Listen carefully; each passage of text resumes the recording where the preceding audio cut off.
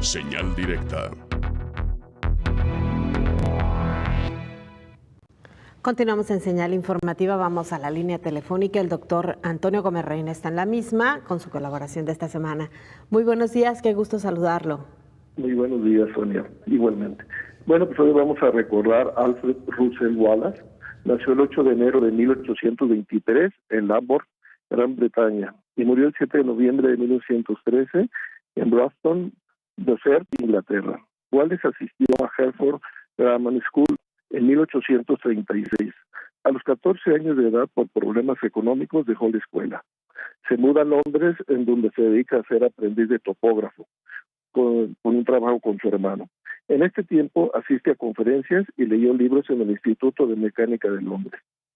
Para 1839 emigra a Hertford, próximo a la frontera de Gales, y se dedica entre 1840 y 1843 a trabajos de agrimensura en el campo del oeste de Inglaterra y Gales. Wallace trabajó como maestro en la escuela universitaria de Leicester, donde enseñó dibujo, cartografía y topografía. Ahí leyó un ensayo sobre el principio de la población de Thomas Roberts, publicado en 1798, en donde se predijo un futuro sombrío, ya que la población aumentaría geométricamente, duplicándose cada 25 años.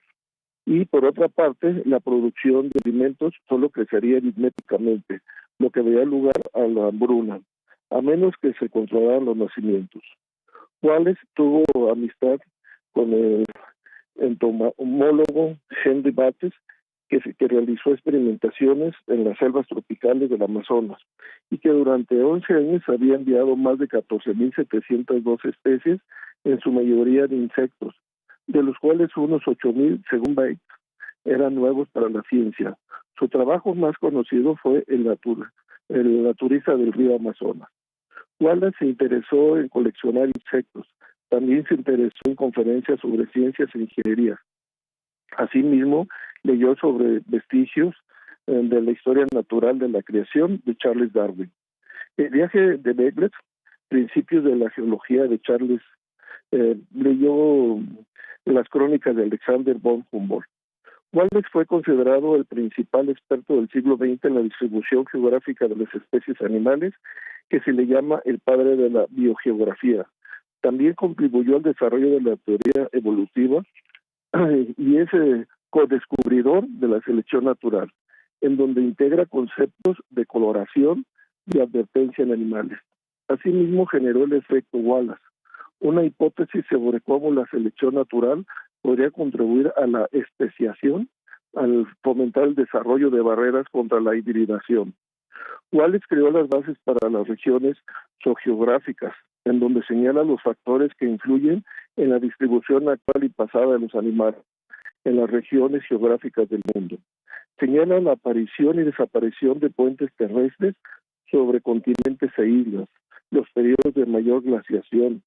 Analizó la elevación de las montañas y las profundidades de los océanos y el carácter de la vegetación regional que afecta a la distribución de los animales.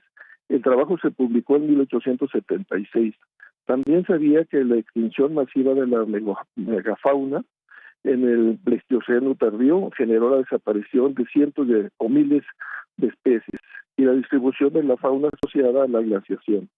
En su libro de 1911, El mundo de la vida, señalaba que las extinciones se debían a las acciones del hombre. Hoy la biodiversidad biológica se está perdiendo por la destrucción de los bosques en todo el mundo.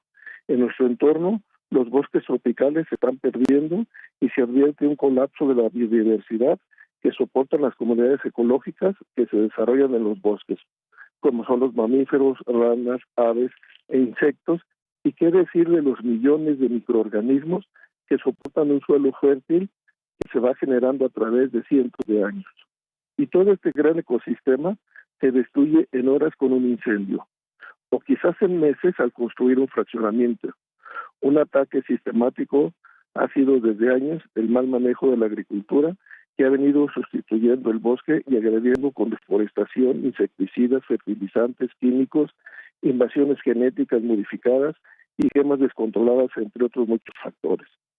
A nivel mundial se está presentando una advertencia general de cómo ha cambiado y en casos desaparecido la fauna, en donde especies han sido y están siendo amenazadas por la pérdida de bosques.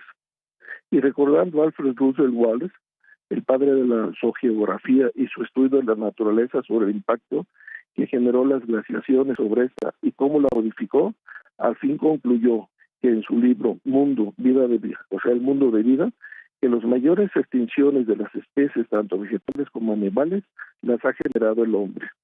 Hoy nuestros bosques, refugio de vida, han sido destruidos, invadidos, incendiados, fraccionados, talados, entre otras muchas acciones por el hombre.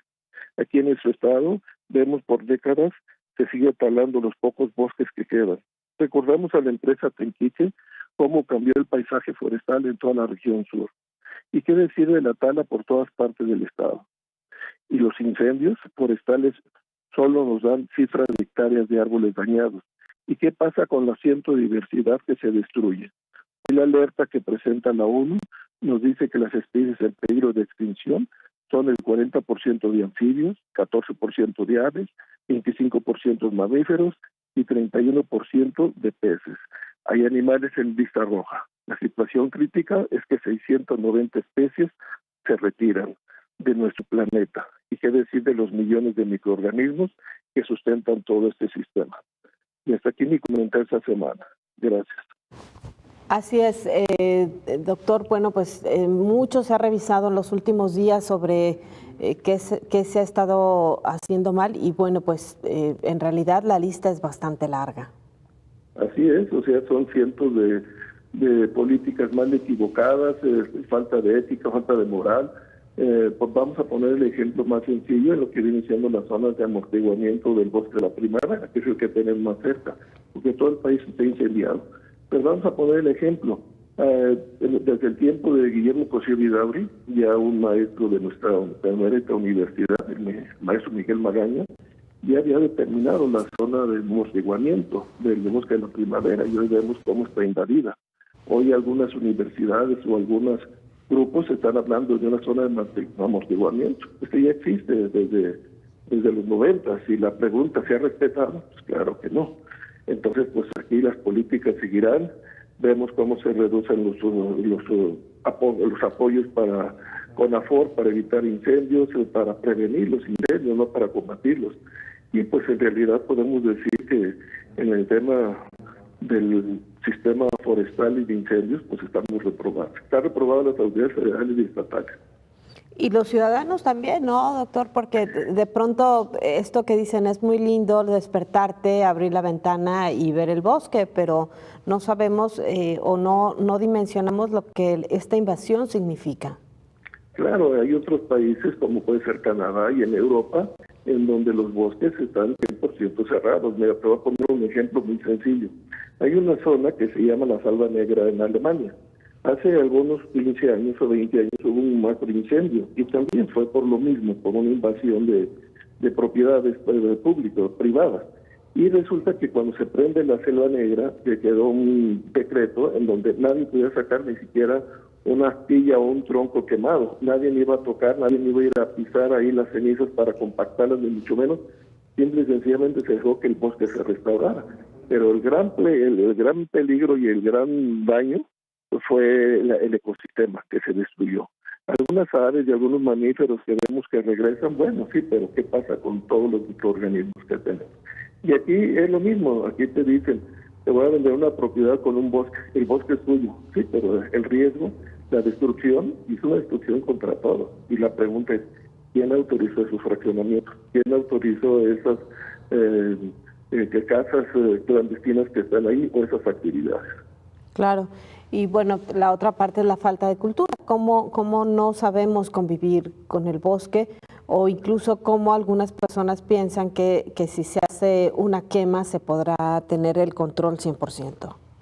No, es muy difícil y a veces dicen, es que el bosque se incendió. No se incendió, lo incendiaron. Las únicas formas de que haya un incendio natural es cuando hay una descarga eléctrica y se puede generar un incendio. Eso es natural o una erupción volcánica o cualquier otro tipo de fenómeno natural. pero como bien lo dice Wallace, la acción de la destrucción de las especies, tanto vegetales como animales, el 90% es producto por la mano del hombre. Y esto nos lleva pues, a preguntarnos, ¿qué es mejor prevenir o combatir? Y en este tipo de situaciones, pues simple y sencillamente la educación nos lleva a estos extremos. Y la pregunta siguiente es, ¿y cuántos están detenidos por estos daños? De invasión de bosques, incendios de bosques, modificación de uso de suelo del bosque, etcétera. Claro, muy bien, pues muchas gracias, doctor, siempre un placer escucharlo. Pues gusto en saludarles, que tengan buen día. Muchas gracias, el doctor Antonio Gómez